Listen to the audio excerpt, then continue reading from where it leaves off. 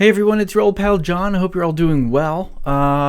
She is beautiful. This beautiful girl is English with Lucy. That's what her name is on YouTube. Thank you for sending this to me. They said it might get confusing, and okay, so we'll see. I did see the first one. It should be all right, I think. Just a reminder, we have memberships. I'm putting up some of the Blackadder stuff that I was able to react to, but wasn't able to go live with, or public with. That's going to be on the memberships and some Philomena Kunk stuff. So keep sending me, things and topics, and that's great. Let's get going. Fact number 1: tea is by far the most popular drink drunk by Brits. Right. Maybe you knew this, but apparently we drink 165 million cups of tea every single day. Bananas. Yeah. I've drunk no tea today. It's not my favourite. I don't hate it. I'll have it if I'm offered, but yeah. Okay, we drink coffee if you're from New York. We do that to wake up. That's why Americans are usually kind of like, don't talk to me until I have my coffee. But I know you guys drink it there too, so anyway. Number 2, on our main TV channels, that's channel 1 and 2 and quite a few others, they're run by the BBC and we don't have any adverts. This is because we pay a licence fee. And I think it's over £100 a year, but basically we have to pay. If we have a TV, we have to pay it, even if we don't want to watch the BBC. Now, I kind of like it because I like ad-free TV, but I also don't want the BBC to tell me whether I can have a TV or not. So you have to have that license fee just to have the TV. Like, what if you're not watching, like, what if you have do you guys have Roku? I think you have Roku, like internet TV. Does that counts per television, right? So is it a license per television? I think that's what it is. Number 3. Correct me. Queues are incredibly important to us. Queues, if you push lines. into a queue, if you queue jump, you will be universally hated in Britain. Doesn't make sense. Comment below if queues are important in your country, because I went to Spain and I lived there for a while and people did not respect queues. When I lived in Spain, I remember being in a bank and some lady thought that her problem was more important than my problem, and she just pushed in and was like, sorry, this is an emergency. I was like, in Britain that would never happen. No. I was actually 30 when I realized that a queue was a line. Like, in the States we call it a line because you form a line, right? But I didn't know there was an actual term for it, which is a queue, and that's what everything online pretty much says. You're in queue, whatever, and here's your spot. Interesting. I was in Spain too, and I don't recall standing in many lines. I don't recall much of my time in Spain. Number 4, please, sorry, and thank you basically dominate all of our social interactions. It's so ingrained into our brains. You do that. We often bump into things and then apologise to the inanimate object. Like, I have whacked my shoulder on a door and said, oh, sorry, and then felt really stupid and British at the same time. But yeah, just a simple task like passing the salt at a dinner table. Sorry, please could you pass the salt? Thank you. Sorry, excuse me, please. Honestly, we say it about 8 times. Okay, so the sorry part is we don't say that as much in the U.S. We do apologize for things. We consider that more of a Canadian thing, but we do say please and thank you generally just as much. I think most people do. Not everybody does. There are some people that definitely don't, but I think the please and thank you thing, we're on the same page. Thanks. Number 5, when you greet a friend in the UK, you don't normally shake their hand. Yeah. Normally, you give them 1 kiss on the cheek. If you've recently been in the rest of Europe, then you might give 2 kisses. I remember that. By mistake, and say, oh, sorry, just got back from France, just got back from Spain. Yeah. And if you're feeling very masculine and you are with another very masculine person, then even though you know them very well, you might still shake their hand, but that's only if you're very, very masculine. Okay, that's a weird thing. That did happen when I was in Spain and I was in France for a little while. That was weird. The kissing on the cheek thing, that took a little while. I did it when I was like 16 when I was over in Spain. And when you're an awkward 15, 16-year-old, and that was like really like intimately not intimately, but it felt like you were getting that close, because people don't get that close in the States. We're very friendly people. I think you'll find most of the time if you stop us in the street, we'll chat. It's no problem. We're actually overly friendly, but our space is something that is within, I would say, about 3 feet. And if people get into the space, we're kind of like, whoa, that's my space. And that's a thing. Number 6, when the sun comes out, because it doesn't come out so often, we make the most of it. In 15-degree heat, we will wear sandals, mini skirts, strappy tops, bikinis, and we will get very, very sunburnt as well. The day after a sunny day, everyone is red. It's terrible. Also, our houses are not designed to cope with the heat. As I'm experiencing right now, it's 19 degrees outside and I am absolutely dying. Number 7, okay. British cuisine. By the way, in the United States, you can pretty much find air conditioning everywhere from the south all the way up to the north, except with the exception of like the West Coast, the Northwest, in the Oregon, Washington area. But yeah, air conditioning is a big thing. It's been, I don't know, we have a lot of air conditioners here. I never even thought about that about the houses in Britain. Cuisine, well, our most known dish is probably the Sunday roast or beef and Yorkshire puddings. However, we actually voted for our national dish and we voted for a chicken tikka masala, which is an Indian dish. Number 8, if you are on public transport, it is I've never had it, by the way. Never had it. I don't know if anyone else who's American has had it or not British. highly expected that you give up your seat for an elderly person or a disabled person. Yes. And if you don't do it, people will tut at you. This is a very British thing. Tut, tut. People just go. That's it. We don't like to be too direct. Sometimes we muster up enough courage to say, excuse me, that person needs that seat. But we're not going to be too confrontational about it. And if we are ever confrontational with someone on public transport, we spend the next week coming down from the adrenaline and replaying the situation in our head, telling our mates about it. It's a big deal. So because we get road rage here in the States, we tend to eye someone down. I did it today. I was driving my son to his camp, his soccer camp. Sorry, football camp for you guys. And I actually passed in front of somebody, but they sped up, that kind of thing. But there's a look. The point I'm getting at is there's a look where you kind of look at each other and you're like, kind of give someone a scowl. And you would do that if you kind of like look at someone and kind of go, you're kind of like egging, you're pushing them on to say, come on, with the look. Yeah, we kind of shun people. We don't do that. We just go, that kind of thing. Number 9, our humour can be quite difficult to understand. No we shit. Love sarcasm. We have quite dark sense of humour. We can be quite dry, so we can say things without smiling. I love the British sense of humour. I do too now. It can offend people sometimes. So that's to be them. Yeah, Number thanks 10, comment section. The majority of museums in London are free. And we do actually use them quite a lot. There's been a big increase in Brits trying to do cultural things, which I think is great. That's cool. Hasn't quite reached me yet. But I did go to the museum in my village last year, so that was great. That's cool. Number 11, if you are invited to the home of a British person, if they are providing a meal or a party for you, then you are sort of expected to bring some sort of gift. Yes. Normally a bottle of wine, some flowers, or chocolates.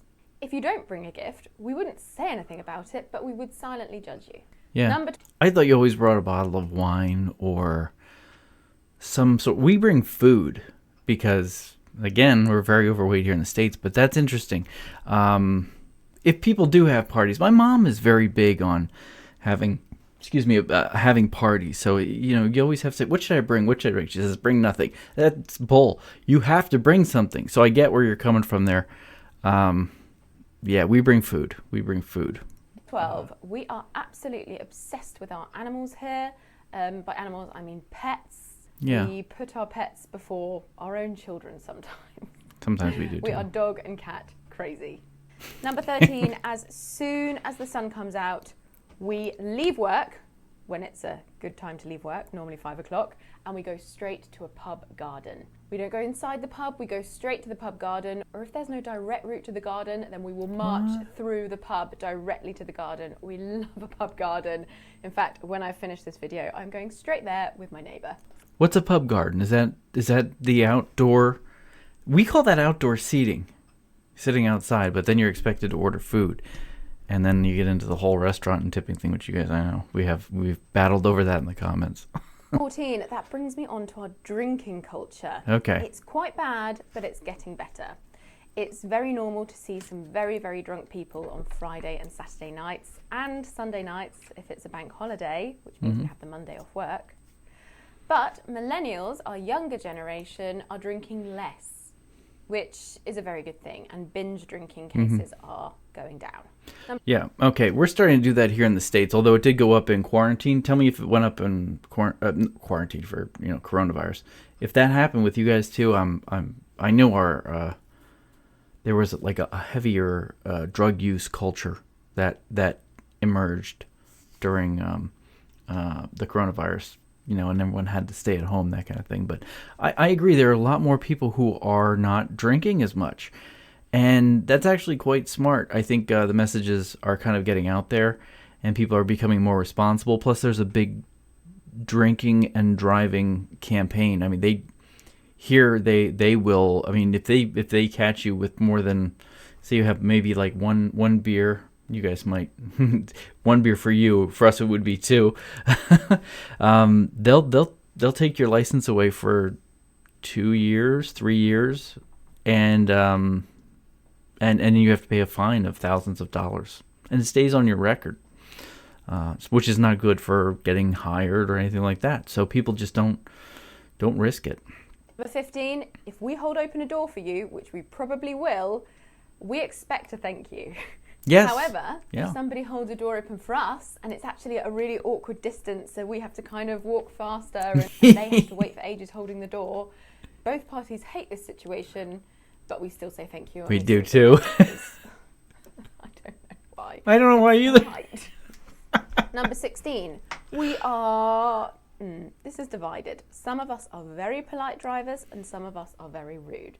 The polite drivers will probably let you through, but they will expect a thank you. We live for that thank you wave. Yes. Sometimes people just lift a finger and that's enough. We don't do that. I'm a polite driver. Polite drivers also love to go like this and shake their head at impolite drivers who have not thanked you for letting them pass. Yeah. See, we get the finger Number a lot. 17, in many we cultures do. around the globe, women want to have lighter skin, but in the UK, we want to have darker skin. Well, not all of us, but a lot of us like to use fake tanning products to make our skin darker. I must admit, I've got some on today. I am a very light shade of orange, on my knees particularly. So it's Donald Trump, but... Yeah, we don't have much sun, we don't get much chance to tan, and having a tanned complexion, I think, is almost a sign of wealth, like you've been on holiday recently. I just think I look healthier with a bit of a tan, but you might not agree. Number 18, we are very divided over the royal family. Some people think it brings in loads of tourism and money. Some people think that they spend way too much money, and there's never really been a study to show whether they bring a profit or loss to the country. So it's a funny one. We just don't know. All right, if you've gotten this far, I've come up with a theory that, because this was battled out in the comments. My comment section is pretty much a battle zone between the United States and Great Britain. I think you guys have a great system where you have the monarchy, well, the royal family, I should say, the royal family, I guess is the best way to say it. But you also have a prime minister, and you have two people. You have sort of like a moral head, if you will. I don't know if that's the right way to say it, but more like someone that the people, like the most people can, like you followed Charles, King Charles through his whole life. And so I understand some of you love him, hate him. It's just like me or anybody else. You love him, hate him. You don't like YouTubers, you do, whatever. You either love or hate the guy. But then you have a prime minister. And it's not, the prime minister is kind of like the president, but of the United States in a way. But then on the other hand, the pomp of the United States president is more like is like the royal family. It's a very weird thing, and I think what actually happens is you guys have a really good balance. And you may differ with me, but that's just my point of view. I look at that and I think, wow, that's actually pretty cool, because you've got somebody who's like a stable person, always there. We're changing a whole person over every 4 years or every 8 years. You guys change it, okay, new prime minister, keep going, keep going, keep going.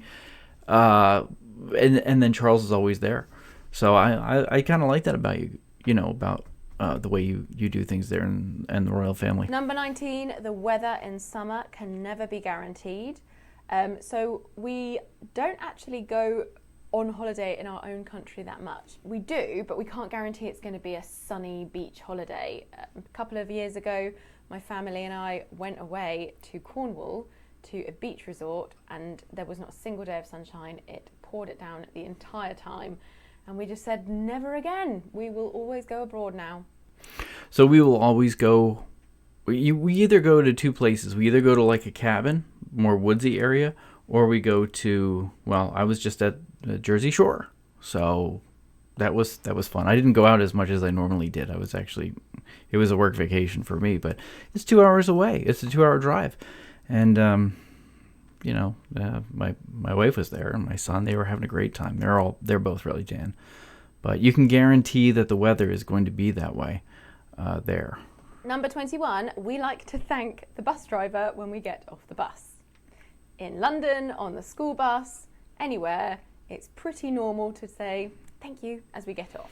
My school bus driver was absolutely amazing. He actually used to buy us all Easter eggs. What? A whole school bus of children. He was lovely. His name was Roger. I hope I get to see him again. My son learned all his curse words on the bus, and he learned about sex, and he's 10. And oh my God, our bus. You know what? American kids just suck sometimes. Number 22, dinner is often our biggest meal of the day. I'm talking about evening dinner. Yeah. We have a fairly heavy breakfast, a light lunch, and then a heavy dinner. And we normally have breakfast between 7 and 8, lunch between 12 and 1, and dinner between 6 and 7 normally. Number 23. It's same. How are you? And you all right are not genuine questions. If we say, hi, you're right, I don't actually expect you to answer saying, well, actually, no, I'm not. My goldfish died. Oh. I just expect you to say, yeah, you're right. And Whoops. that's it. I did not know that. Top quality interaction.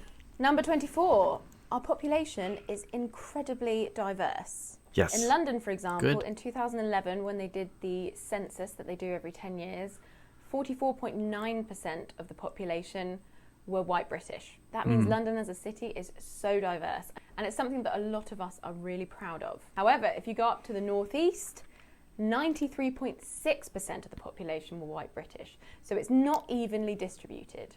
Number 25, we care a lot about where you stand on an escalator, and we will tut and shake our heads if you stand in the wrong place. And I always see tourists do this.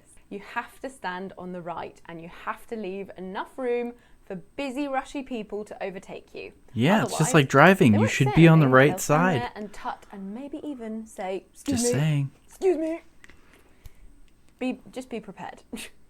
26, we drink beer and cider in pints. Yeah. Sometimes we drink a half pint, and our beer is sometimes served warm. Not lagers, but our British ales. Yeah. We serve them at room temperature, and that can be shocking for some people. Yep. Actually, here in the States, they've actually come out with, so I'm drinking a bottle of water. There's no way that, it's about 16 ounces. That's pretty much what you'll get, I think, in a regular beer. I mean, you guys might not consider it beer, but they're even getting smaller, believe it or not. And we drink out of cans too, so yeah, we're not really all that good at that. 7, we are terrified of wasps. The most serious, straight-laced person is likely to cause a massive flap and go, "Whoa!" if a wasp comes. I was in a church watching a wedding ceremony the other day, and a wasp came, and it was absolute carnage. And of course, all the women had flower decorations in their hair, which just made it all the more hilarious.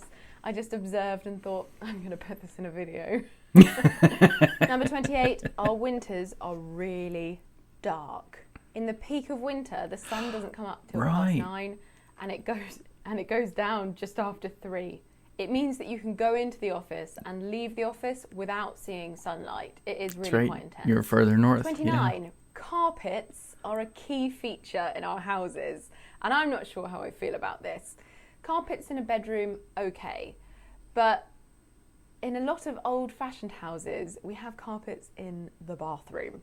Yeah, we which did too. I don't think is hygienic, and it shocks quite a lot of people when they come over here. We also have carpets on the stairs, which are really, really hard to clean. I know that when I design my own house, I won't be having so much carpet in it. Yeah, interestingly enough, we do the same thing. So we do. I don't know if I told you guys on the side, but we have a real estate business. So we make various units or various apartments.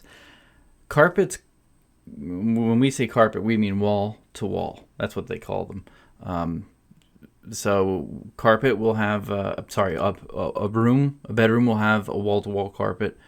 The hallway between the rooms will have wall to wall carpet. The stairs, though, are not. And everything downstairs, like a kitchen, a main room, those would be for like they call them throw rugs or oriental carpets. People would put those down. Number 30, our plugs are different. Yes. We have a 3-pronged plug, which is different to the European plugs, so make sure you bring an adapter with you. Let me see if I have a plug. I still have mine for that. Yeah. What is she? Oh, she's looking for the plug. Yeah, this is our plug. It's a 3-pronged plug. Right. And this is an earth prong. Tom Scott has got a really good video on this. This is going to be one of 2 times that I recommend his videos in this video. I think he's got a video explaining that, and it's a really good one, so I'll link it down below.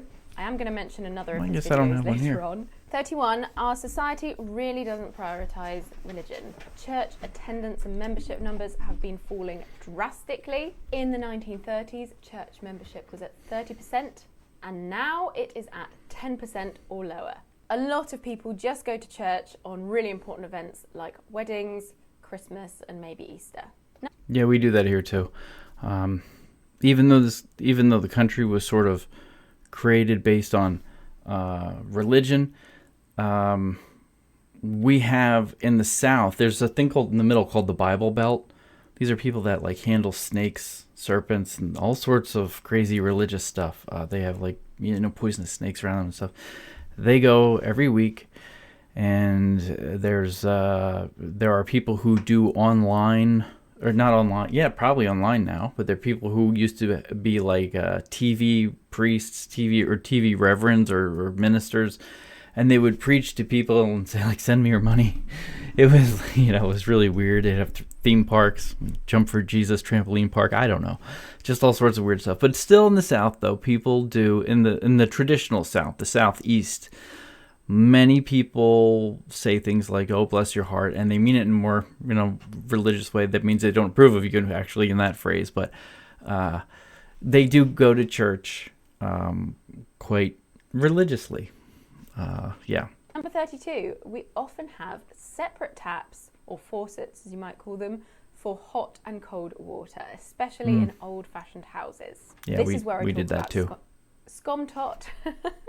This is where I talk about Tom Scott's video. He's got a really, really good video explaining why this is, because I've always wondered, because I've always grown up with having to choose between boiling hot water on my face or freezing cold water on my face, and just thinking, why can't we just mix them?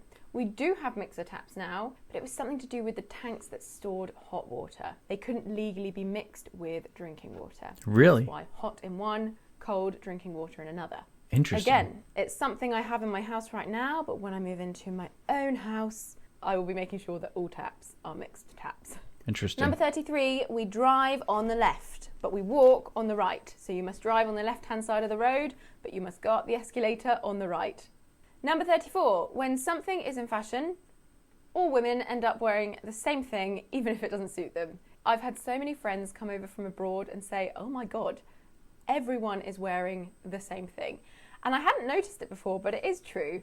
I remember there was a fashion of like quite see-through black leggings, and they didn't look good on anyone, but everyone seemed to wear them with the wrong coloured underwear underneath. Number 35, when we're 18, we are sort of expected by our parents to move out and start our lives. In a lot of countries, people will stay with their parents till they're well in their 30s. Here, we just want to get out as soon as possible, and our parents want us out as soon as possible. If we go to university, we go at 18, and we normally go to a university that's quite far from our own home. However, if we're going to start a job straight away, then yes, we might stay with our parents a bit longer. It is becoming more common to move back in with your parents after you finish university. That is something that I did for 6-ish months when I was starting my business after graduating. Same. Number 36, our university fees are high, very, very high. For UK residents, £9,000 a year, grand is pounds, £1,000, £9,000 a year, and for international students, it can be much, much higher. I'm paying back $24,000 a year in student loans. I mean, I've paid it back. And yeah. Private schools, even like I'm in Pennsylvania, so our main university is Penn State. It's still about $12,000, maybe $15,000 a year. So that's just, I don't know. We're used to thinking if you go to college, we look at it like an investment. So to me, maybe I'll go across the pond. Number 37, we have ice cream trucks that drive around our villages playing a tune, like a little dingy bell tune, and it's the most exciting sound as a child. I never had it because I lived in a rural village, but when I went to the park or to see friends, I remember hearing this noise and being like, "Ah, the ice cream man!" But I think my friend's mum told her that the ice cream man only played this tune when he'd run out of ice cream, which I think is the meanest thing ever. Number 38, we don't use our car horns that often. They are for angry emergencies. Yeah. Or just emergencies, not necessarily angry ones. I went to Bali last year or the year before, and they just use them all the time to say hello and to nudge people. No, over here, car horns are quite a big deal. And if someone beeps their horn at you, you spend the rest of the car journey getting over it. I've had one car horn ruin my entire day. Okay, so we do it for a couple. We do it when we're angry, but we'll honk the horn if someone forgets, like the light changes from red to green. If you don't go to honk, and someone will lay it on if they're really angry. Now, other people honk and then they look the other way, so that you don't think it's them, that maybe it's the person behind them. The other thing is we honk when, if you go to visit somebody, for example, in the country or something like that, we honk to say goodbye. Okay? So we're in the car, you're leaving, you have dinner, and you get everything, you get in the car, you go honk, honk, and you wave. That's what you do. 39.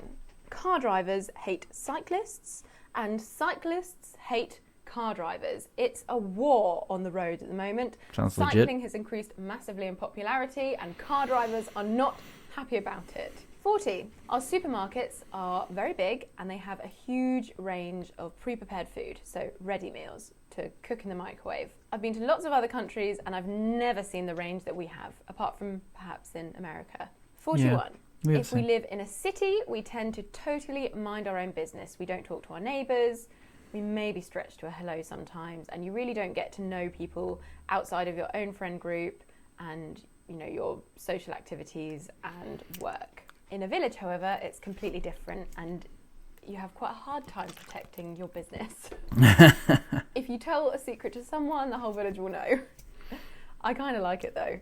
So we have neighborhoods here, which are these houses that are built on, I don't know, like an acre of land. Ours is that way.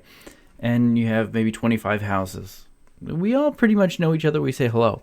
But when I lived in larger cities or much closer, tighter, faster, like New York City, you don't say hello.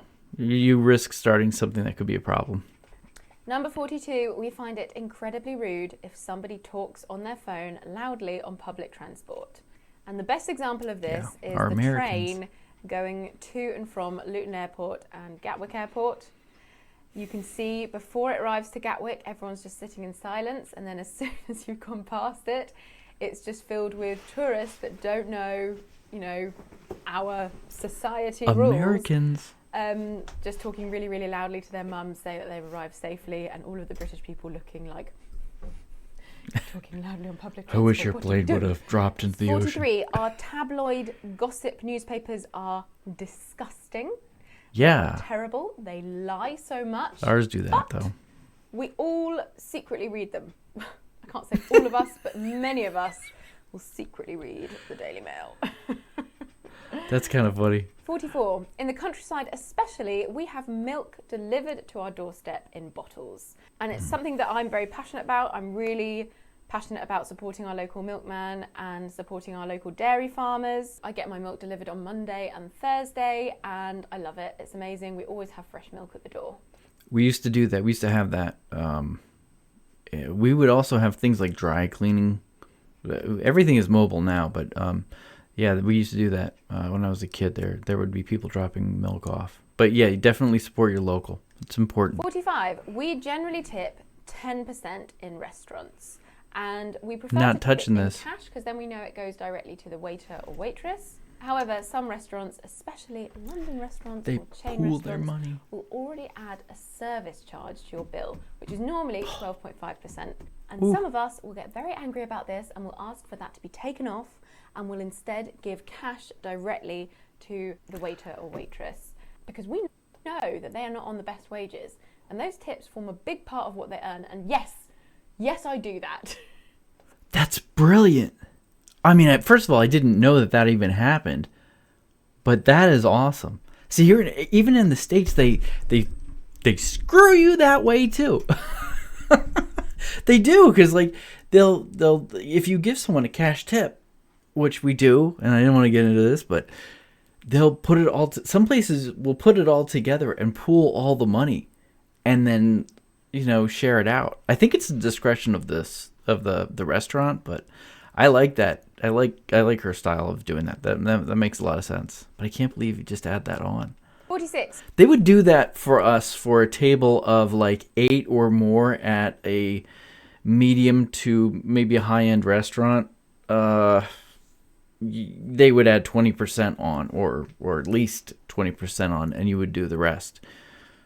It's just expected. We're very indirect. Instead of saying, I don't like it, we would say, well, I don't hate it. Or, it's not my cup of tea. Yeah, we just hate being straight to the point. We don't like offending people. But it can be very, very confusing for people who aren't from here. I love when people say, and I do this, and I think people in the States do this too, as they say, like, I'm terribly lucky to have this. Terrible is a bad thing. I'm badly lucky, or I'm terribly hungry. Well, to us, terrible means bad. Somehow it's worked its way into our lexicon. 47. Most Sundays, we have a meal called a Sunday roast. We normally have it in a pub, or our mum will cook it for us. And it's the best meal in the world. And everyone's favourite Sunday roast is their mum's Sunday roast. And their mum's Sunday roast is supposedly better than any other Sunday roast. But everyone says that. But my mum's genuinely is the best. We don't have it. We don't have that. No Sunday meals. Sunday's like more of a buffet kind of thing. 48. Although fish and chips are really famous here, I would say that going out for a Chinese and going out for a curry are way more popular. We do that way more often. We do that too. Fish and chips, I probably have it once every 2 years. Fish and chip shops have declined in quality. Yes. Okay. So we do. There's a class difference between the two, kind of. No, there isn't. There's more of a convenience difference. But going out for Chinese, I don't know. I'd have to think about that more often. 49. We will do literally everything in our power to avoid the most minor awkward situation. I was walking with my friend the other day. She is quite awkward, and she had a plastic bag full of shopping. She saw someone she knew. The bag broke and emptied out, But instead of stopping to pick it up, which would mean she would have to talk to this person, she just carried on walking with an empty bag. What? And I just thought that is peak British there. Number 50. That's weird. Women seriously underdress for the weather on nights out. On New Year's Eve, you will see women in like bikini tops and tiny dresses, bare legs, strappy heels, but they don't necessarily get cold, and this is a phenomenon we like to call the beer blanket. Once you have enough beer in you, you can't feel the cold. Right, those... All right, what do you guys think? How far are we? Are we really far off? I'm okay with women not wearing as much. But that's just me being goofy. All right. Don't forget, if you did like this, leave a thumbs up, share it out. Please consider subscribing. Thank you so much for watching, and I'll talk to you guys next time.